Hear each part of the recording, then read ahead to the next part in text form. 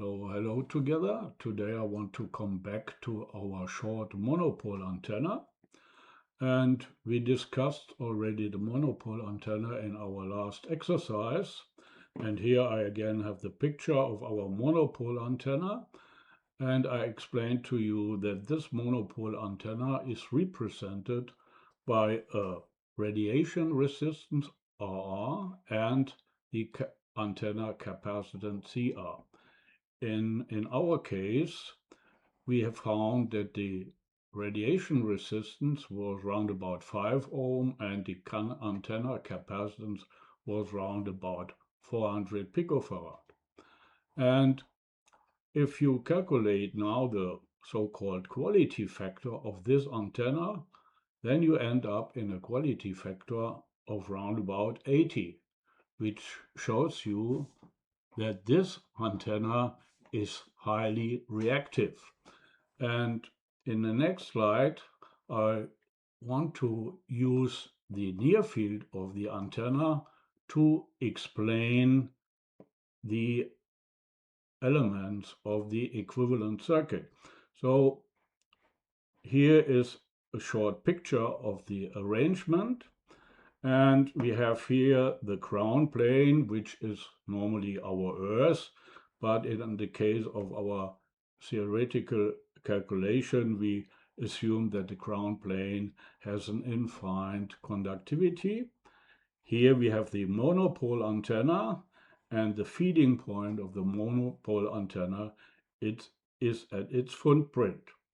And here I already sketched now the electrical field lines. Of course, this monopole antenna will create now an electromagnetic field, and this electromagnetic field will be excited by the antenna, and it will propagate into the, if I say this is, for example, the Z direction or the rho direction. And we have here the electric field lines.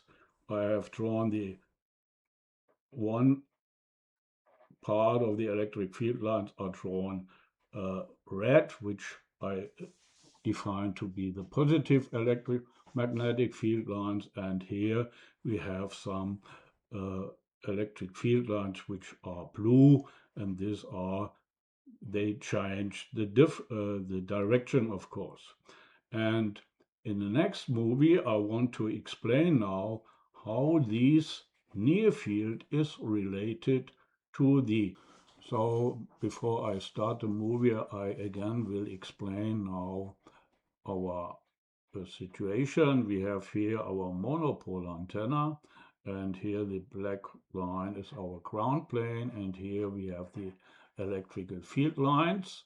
Here the positive electrical field lines, here the negative electrical field lines.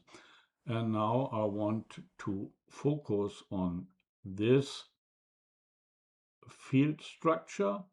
And what you see is that in this region we only have 3 electrical field lines, but in this region we still have 4 electrical field lines, which means we have here next to the antenna a greater electrical flux. And if I start now the movie, then you will see that this short electrical field line will disappear, which means that part of the electrical energy is now converted into the magnetic energy, so that in the far field of the antenna, the ratio between the electrical field and the magnetic field is always given by the field impedance Z0. So, of course, if the antenna excites a field, then in the far field of the antenna, the field will be a plane wave, and the ratio between the electrical field strength and the magnetic field strength will be given by the characteristic impedance of this free space. In the next step, I want to have a more closer look to this region of the antenna, and in this region we will have an interesting situation.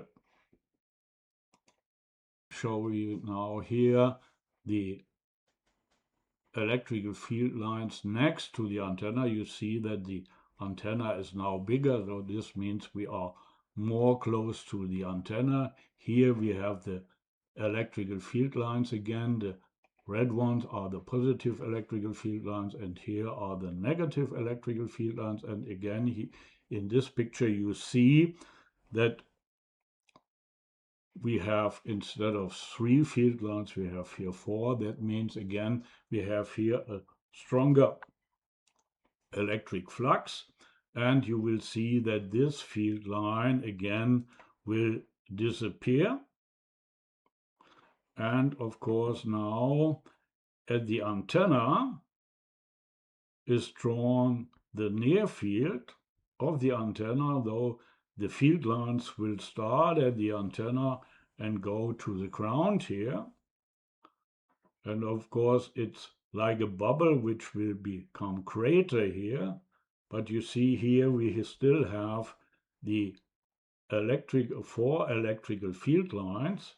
Here the line is again disappearing, but we will have now a more close look to this region. And what will happen now? So we have to wait a little bit. So you see here what will happen now. Still the lines are connected to the antenna, but part of the line will go to the ground now here. And this line will separate, and this part of the line will go back into the antenna, which means that a part of the electric field energy now returns to the antenna, which describes essentially the capacitance of this antenna. So we will see this also in the next part of the movie. Here again the field line will disappear, which means as soon as we approach the far field of the antenna, the ratio between the electric and the magnetic field lines are given by the characteristic impedance of the free space. And here now the next negative field lines come out of the antenna, and a part of these field lines will again return to the antenna. So this shows you that the antenna capacitance is loaded and deloaded again after a certain situation. And here again we see now that the field line will separate in one which is propagating with the wave and one is going back to the antenna. This electric field is now going back to the antenna, so the capacitance will be discharged again. If we have a look to this movie, we can say that the far field of the antenna represents in principle the radiation resistance, so the energy which is radiated by the antenna in our equivalent circuit, it is dissipated in the radiation resistance, and the capacitance of the antenna is described by the field lines next to the antenna, and we have seen here that this capacitor is charged and discharged according to the frequency of excitation of the antenna. So this finished my explanation of the equivalent circuit of the antenna with the help of the near field. So I thank you for watching the video. Your comments are welcome, and please join again.